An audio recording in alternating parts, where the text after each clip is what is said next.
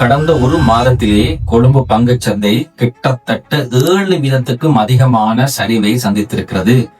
கடந்த திங்கட்கிழமை டிசம்பர் மாதம் 1ஆம் தேதி இயற்கை அனர்த்தத்துக்கு அடுத்த நாள் அந்த ஒரு நாளில் மட்டுமே 3% அதிகமான சரிவு ஏற்பட்டது.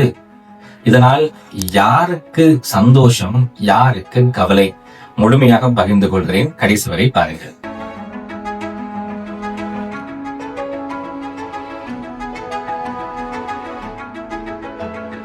நவம்பர் மாதம் 10ஆம் தேதி ஆல் ஷேர் பிரைஸ் இண்டெக்ஸ் 23,500 என்ற மிக உச்ச எல்லையை அடைந்திருந்தது. அதற்கு பிறகு படிப்படியாக வீழ்ச்சியடைந்து இந்த இயற்கை அனர்த்தத்துக்கு பிறகு திங்கள், செவ்வாய், புதன் இந்த 3 நாட்களையும் சேர்த்து 21,800 வரை பங்குச்சந்தையிலே ஆல் ஷேர் பிரைஸ் இண்டெக்ஸ் வீழ்ச்சியடைந்தது. இது கிட்டத்தட்ட 1,700 புள்ளி வீழ்ச்சியாக இருக்கிறது. வீதாசாரத்திலே சொல்லுவமாக இருந்தால் 7.1% அதிகமான ஒரு வீழ்ச்சி. கடந்த ஒரு வருடத்திலேயே கொழும்பு பங்குச்சந்தை 40% அதிகமான லாபத்தை பல பேருக்கு கொடுத்தது. சில பங்குகள் கிட்டத்தட்ட 100% அதிகமான லாபத்தை கொடுத்தது. என்ன காரணம் என்று கேட்டால், பிரதானமான காரணம் ஒரு நிலையான ஒரு அரசாங்கம்.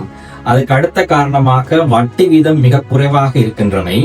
அதை தாண்டி பேரண்ட பொருளாதாரத்தினுடைய அனைத்து குறிகாட்டிகளும் ஆரோக்கியமான நிலப்பாட்டிலே இருக்கின்றமை.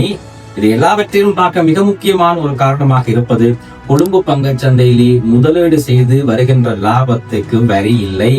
ஆகவே நீங்கள் ஒரு பங்கை வாங்கி விற்பனை செய்கின்ற பொழுது உங்களுக்கு ஒரு லாபம் வந்தால் அந்த லாபத்துக்கு வரி இல்லை.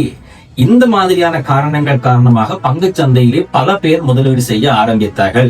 முதலீடு செய்யாதவர்கள், பங்குச்சந்தையை பற்றி தெரியாதவர்கள் எல்லோரும் இப்பொழுது தேடி தேடி பங்குச்சந்தையிலே சென்று முதலீடு செய்ய ஆரம்பித்து விட்டார்கள். இந்த பின்னணியிலேதான் இந்த 7.1% சரிவு கடந்த ஒரு மாதத்திலே ஏற்பட்டிருக்கிறது. இதனால் யாருக்கு கவலை? யாருக்கு கவலை என்று சொன்னால், ஏலவே இந்த பங்குச்சந்தை 23,500 வரை சென்றது. கிட்டத்தட்ட 7.1% வீழ்ச்சி அடைகின்ற பொழுது முதலீடு செய்தவர்களுக்கு ஒரு கவலையாக இருக்கும். உதாரணமாக கமர்ஷியல் வங்கியினுடைய விலை 218 ரூபாயிலிருந்து வீழ்ச்சியடைந்து இப்பொழுது 198 ரூபாய் வரை குறைவடைந்து விட்டது. HNB விலை 430 ரூபாயிலிருந்து இப்பொழுது 390 ரூபாய் வரை வீழ்ச்சியடைந்து விட்டது.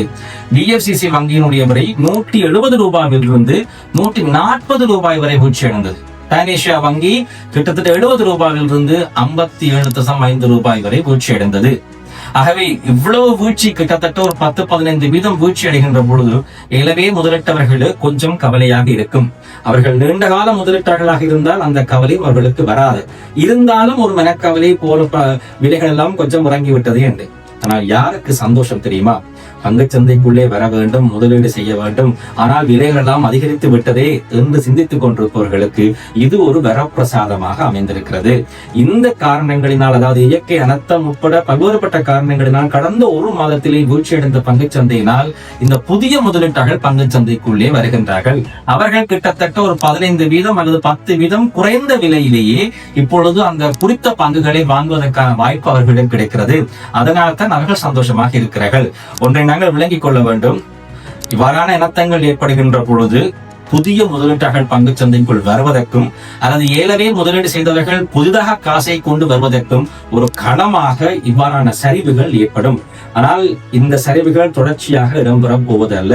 எங்களுடைய நாட்டினுடைய பேரண்ட பொருளாதார குறிகாட்டிகள் சரியாக இருக்கும் பட்சத்தில் இவையெல்லாம் ஒரு குறுகிய கால குறைவாகவே நாங்கள் பார்ப்போம். நீண்ட காலத்திலே இந்த பங்குச்சந்தை மீண்டும் என்ற நம்பிக்கையிலே தான் பங்குச்சந்தையிலே இப்பொழுது புதிய முதலீட்டாளர்கள் வருகிறார்கள். ஒன்றை மட்டும் நாங்கள் தெரிந்து வைத்துக் கொள்ள வேண்டும்.